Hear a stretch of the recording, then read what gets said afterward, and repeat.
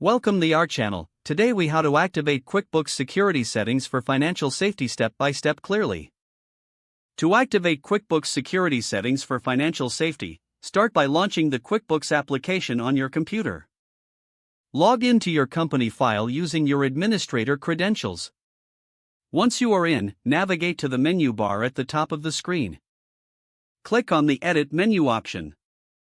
From the drop-down, select Preferences. In the Preferences window, look for the Security tab on the left side. Click on the Security tab to access the security settings. Check the box next to Require a password to open this company file. Next, input a strong password in the designated field. Ensure your password includes a combination of uppercase letters, lowercase letters, numbers, and special characters for enhanced security. Optionally, you can set up a password hint to help you remember your password. Once you've entered your password, click OK to save the changes. Next, return to the Preferences window and select the Company tab from the left side. Click on Set up Users and Roles to manage your user permissions. In the Users section, review the list of users and select a user you want to modify. Choose Edit User to adjust their access rights and create a secure environment. Set permissions for each section of QuickBooks according to their job responsibilities. Make sure to save any changes by clicking Save or OK. To further enhance security, consider enabling two-factor authentication.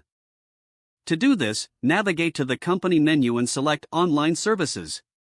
Look for the two-factor authentication option and click to enable it. Follow the prompts to set up your mobile device for authentication.